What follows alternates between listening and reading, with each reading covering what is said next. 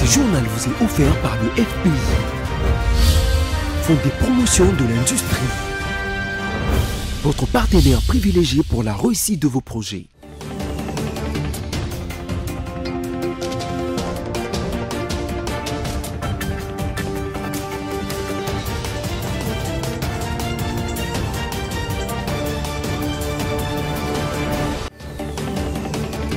Vous savoir présent à notre rendez-vous, à savoir la grande édition du journal sur votre chaîne. Ça nous fait du bien. Madame, monsieur, bonsoir. Tout de suite, les titres.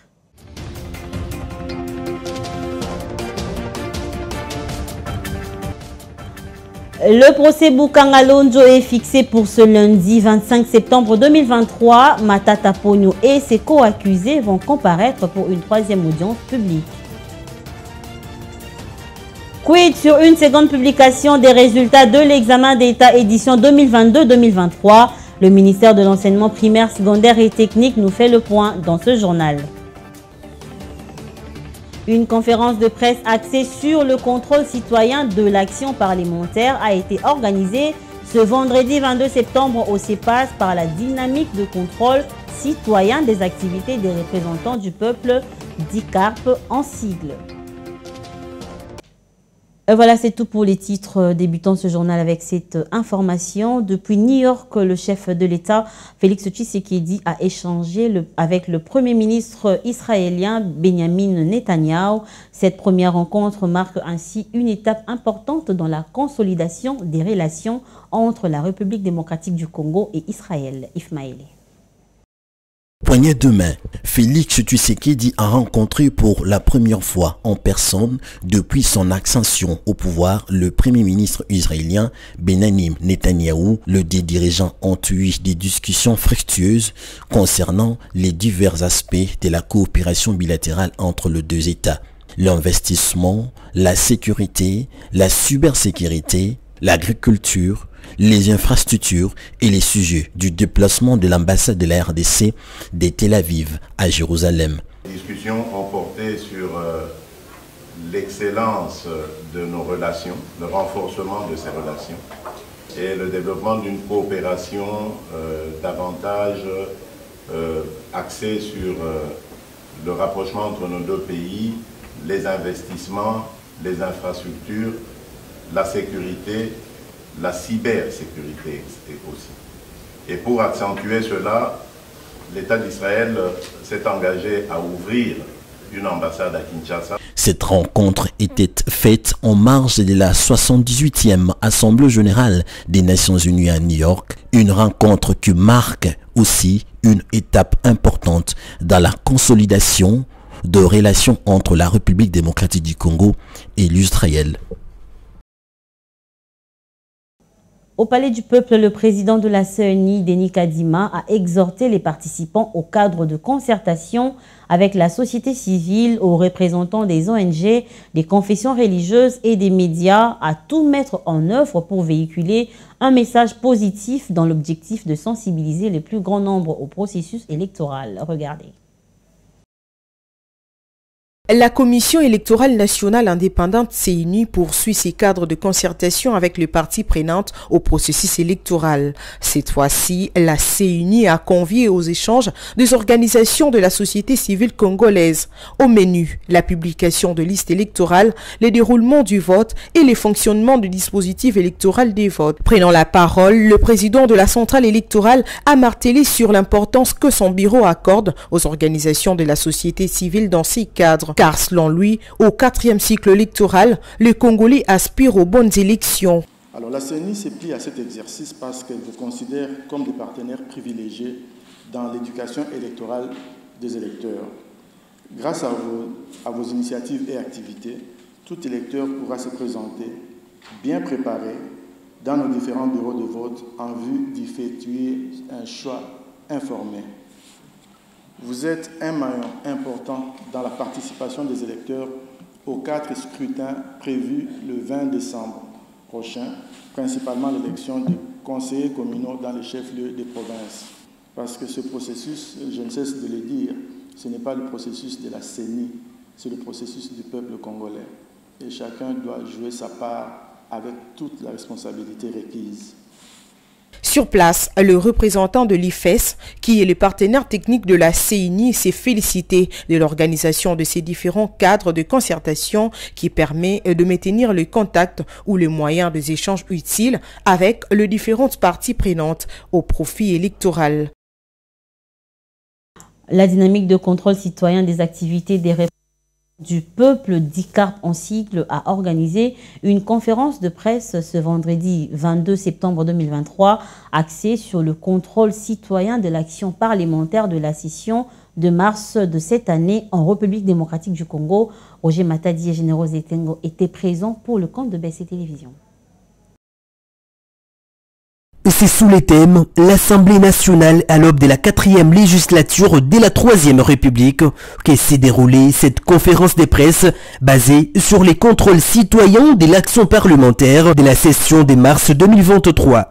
Organisée par la dynamique des contrôles citoyens des activités de représentants du peuple. Dans sa prise de parole, Pépé Kifo, secrétaire général de la DICARP, a donné la synthèse de 8 rapports du travail de monitoring des activités parlementaires effectuées à l'Assemblée nationale. La session de mars 2023 s'est ouverte dans un climat particulier marqué par la détérioration de la situation sécuritaire dans l'Est et l'ouest de notre pays, notamment dans les territoires de Massissi, Rutshuru, Kwamount, Djougou et Mahagi, ce qui justifie le renouvellement régulier de la loi sur l'état de siège à l'est de notre pays. Elle s'est particularisée aussi par des enjeux essentiels politiques marqués par la préparation de nouveaux cycles électoraux. De l'autre côté, Albert Mende, l'un des conférenciers, a conscientisé la population pour voter utile aux élections de 2023. Pour la DICARP, si pendant les sessions normales, le taux de réalisation des matières traitées à l'Assemblée nationale est toujours inférieur à 50%, en tout cas, il sera impossible d'épuiser 88 matières prévues pendant un mois. Puisque s'il faut parler même d'un mois et demi, il faut admettre aussi que l'Assemblée ne fonctionne pas chaque jour. S'il faut enlever les dimanches, disons les jours fériés, c'est moins d'un mois. Alors dans moins d'un mois, 88 matières, ça sera vraiment impossible d'épuiser toutes les matières. Comme à l'accoutumée, les questions-réponses entre les journalistes et les conférenciers ont été à l'ordre du jour. Notons que parmi les matières prioritaires de cette session figure d'abord la loi des finances pour l'exercice budgétaire de 2024 et la loi des redditions des comptes pour l'exercice budgétaire passé. On va ouvrir une petite page de la justice dans ce journal. La Cour constitutionnelle siégeant en matière répressive a fixé l'affaire de débâcle du parc agro-industriel de Bukangalonjo pour le lundi 25 septembre à 13 h pour une 3e audience publique. Deogracias Mutombo et Christo Grobler, respectivement l'ancien gouverneur de la BCC et l'homme d'affaires sud-africain, sont appelés conjointement à comparaître. Justice toujours, au cours de l'audience de ce vendredi 22 septembre, le tribunal de grandes instances de Kinshasa-Gombe informe qu'il se prononcera le lundi 25 septembre sur la demande de liberté provisoire du journaliste Stanis Boudjakira. Pour rappel, les avocats du journaliste avaient interjeté l'appel contre la décision de la Chambre de conseil qui a rejeté leur requête de liberté provisoire. Et on change de chapitre pour parler enseignement, recours ou publication des résultats de cycles courts ou ceux des écoles hors frontières. Ces sujets fait polémique depuis hier dans la soirée. Malgré le tweet du ministre de l'EPST, l'opinion n'est pas convaincue. Je vous propose de suivre Joël Kadindanga, conseiller en communication de l'EPST, joint au téléphone par Junette Fika. L'examen d'État est sacré, qu'il n'y a pas de recours, c'est quitte ou double. Mais il vous souviendra qu'il y a eu une polémique qui avait gagné la toile l'autre fois. La polémique amplifiée par la lettre de la sœur Prévé du lycée Boyokani, la sœur Thérèse, qui était répandue et partagée viralement dans les réseaux sociaux, laquelle lettre avait donné lieu à ce qu'il y avait eu des échecs dans son école. Et quand la sœur était venue voir l'inspecteur général, celui-ci avait relevé les erreurs ou la confusion qu'entretenaient la sœur et les parents de son école. Parce qu'il consultait les examens, les résultats d'examens d'État à partir du code de 2022. C'est ce qui avait entretenu cette confusion-là. Alors, pour mettre fin à cette confusion, la fenêtre ouverte par les compagnies de téléphonie cellulaire de 2022 a été fermée. Et pour y mettre fin définitivement, le ministre a instruit que l'on publie directement le palmarès. Vous savez que le palmarès sort 2, 3, 4, 5 mois après que les compagnies de téléphonie cellulaire aient publié les résultats pour leur permettre réellement d'opérer conformément au contrat signé avec le ministère de l'Enseignement primaire, secondaire et technique. Mais cette fois-ci, le ministre a tenu que l'on puisse publier les résultats à partir du palmarès. Les élèves qui avaient échoué ou qui avaient réussi, c'est resté tel quel. Donc, il n'y a pas eu traitement d'un quelconque recours. Cette confusion, nous l'avions décriée la dernière fois. Aujourd'hui, ceux qui ont réussi, ceux qui ont échoué, c'est conformément aux résultats tels que corrigés la dernière fois. Mais il y avait cette confusion-là parce que les gens consultaient les résultats avec la fenêtre de 2022. Voilà, il n'y a pas eu d'erreur, comme vous le dites, il n'y a pas eu d'erreur contenue dans le palmarès publié. Non, il n'y a pas eu d'erreur. Tout à fait autre chose à présent. Le ministre des Postes, de Télécommunications et Nouvelles Technologies, de l'Information et de la Communication, Pétentique, Augustin Kibasa Maliba, a reçu en audience dans son cabinet de travail l'ambassadrice de la Grande-Bretagne en poste en République démocratique du Congo. Le sujet sur les préparatifs du sommet d'investissement UK Afrique était au centre de leurs échanges. Roger Matadi nous en dit plus. Alison King Obé conduisait auprès du patron de Pétentique en République démocratique du Congo. Alastair McFall, envoyé spécial du Royaume-Uni pour les sommets d'investissement UK Afrique, celui-ci était venu informer Kibasa Maliba des préparatifs de ces grands événements. Nous avons parlé du sommet de l'investissement à Londres qui aura lieu le mois d'avril prochain. Et comment est-ce qu'on peut développer notre partenariat économique en encourageant les investissements britanniques ici en RDC. Donc, pour lui, certainement, c'est le secteur de la télécommunication et l'infrastructure en général, parce qu'il reste encore des grandes opportunités. Ici en RDC, nous avons déjà des opérateurs britanniques avec des intérêts britanniques qui sont ici, mais quand même, il y a beaucoup de potentiel ici. Cette diplomate confie qu'ils ont trouvé le ministre très ouvert. Donc je crois que son Excellence, Monsieur le ministre, est très ouvert. Il reconnaît l'importance d'un secteur privé vif et de l'importance d'améliorer le climat d'affaires ici pour justement encourager les investissements. Selon l'envoyé spécial du Royaume-Uni pour les sommets d'investissement UK Afrique, les développements technologiques et la transformation numérique occuperont une place de choix lors de cette rencontre. Il a souhaité une forte implication de la République démocratique du Congo à travers le ministre de Pétentique, Augustin Kibasa, à ses assises. Pour moi, c'est très important d'écouter nos partenaires pour comprendre leur position, leur objectif et leur but. Le sommet se tiendra à Londres le 23, le 24 2024. Mois d'avril, oui, le mois d'avril. Et il y aura beaucoup de sociétés, de gouvernements, et ils vont négocier, ils vont discuter les opportunités d'investissement en Afrique, mais aussi au Royaume-Uni. Notons que les sommets d'investissement UK Afrique est prévu à Londres du 22 au 24 avril 2024. En parlant de santé, dans ce journal, le vice-ministre de la Santé publique, Serge Emmanuel Olen, a lancé hier jeudi 21 septembre à Kinshasa la première enquête nationale de nutrition sur toute l'étendue du territoire national. Cette enquête consiste à récolter les informations sur les poids et la taille des enfants des moins de 5 ans et de nourrissons en vue d'évaluer leurs états. Regardez. 364 superviseurs et enquêteurs ont été mobilisés pour réaliser cette opération qui durera 25 jours sur toute l'étendue de la République démocratique du Congo.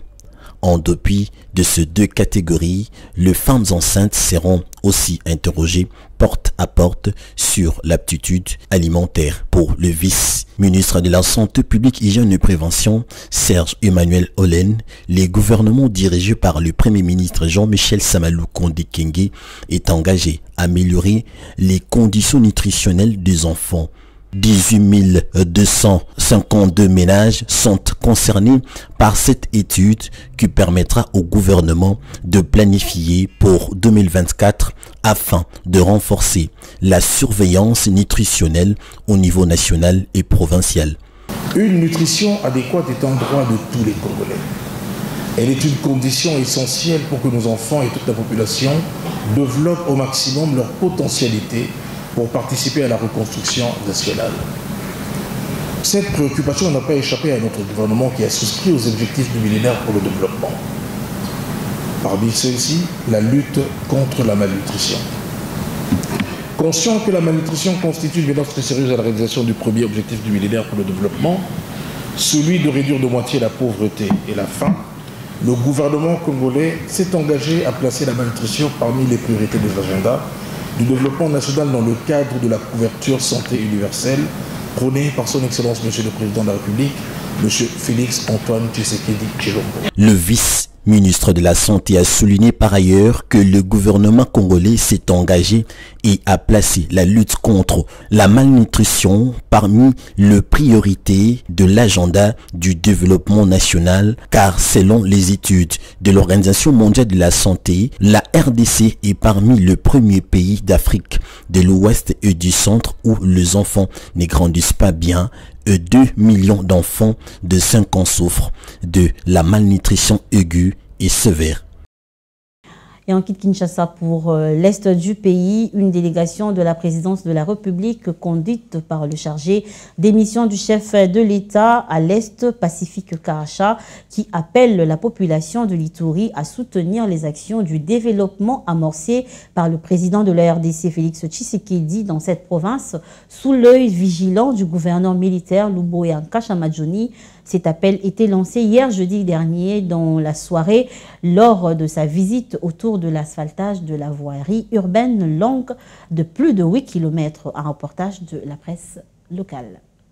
La ville de Bunia se transforme le jour au jour, jamais auparavant. Plusieurs quartiers sont à ce jour asphaltés, rendant fluide la circulation à la grande satisfaction de la population longtemps abandonnée. Un peu tard la nuit, après avoir parcouru les quartiers Ho, Ri-Ituri, Pont-Anglais, jusqu'au quartier Sayou, ce vendredi matin, la mairie de la ville de Bunia, le chargé de mission du président de la République à l'est du pays, Pacifique Karacha, accompagné du gouverneur militaire de l'Ituri, le lieutenant-général Luboya Nkashamadjoni, remercie le chef de l'État, Félix Antoine Tshisekedi Tshilombo, pour ses actions de développement en faveur de la population locale. Depuis qu'on a fait le démembrement, on a fait le découpage de la grande province de l'Ituri, la première fois qu'un gouverneur s'est rendu à Mungwalu, c'est il y a à peine 3 mois. C'est le général Luboya. Parce que la route a été réhabilitée. Même sentiment exprimé par le conseiller principal au collège éducation, culture et art et questions religieuses, l'abbé Théo Chilumba. Je ne peux que remercier en ce moment son Excellence Monsieur le Président de la République qui a bien vu et a fait un choix judicieux en mettant le général Luboya à la tête de cette province. Et je dis sincèrement merci au gouverneur pour tout ce qu'il est en train de réaliser avec l'appui de la population. Et je demande à la population de pouvoir soutenir les actions de son Excellence, Monsieur le Président de la République, et de soutenir également le gouverneur de province général pour tout ce qu'il est en train de réaliser. L'avènement de l'état de siège sous le leadership transformationnel du lieutenant général Luboyanka Shomadjouni a apporté un changement sur les plans sécuritaires et un élan de développement dans le secteur d'infrastructure à Bunia, tout comme à l'intérieur de la province. Ce journal est terminé. Prenons à présent les rappels de titres.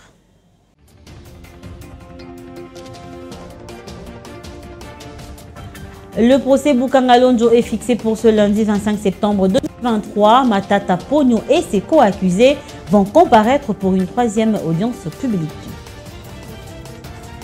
On a parlé dans ce journal du quid sur une seconde publication des résultats de l'examen d'État édition 2022-2023. Le ministère de l'Enseignement primaire, secondaire et technique nous a fait le point.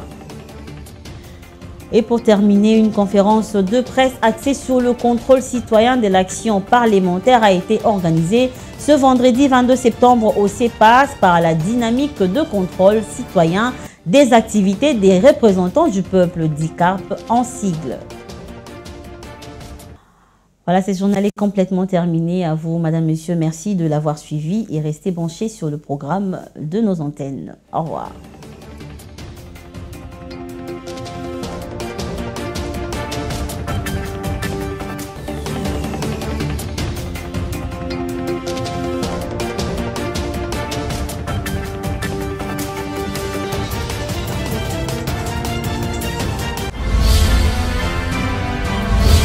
Ce journal vous a été offert par le FPI, Fonds de promotion de l'industrie, votre partenaire privilégié pour la réussite de vos projets.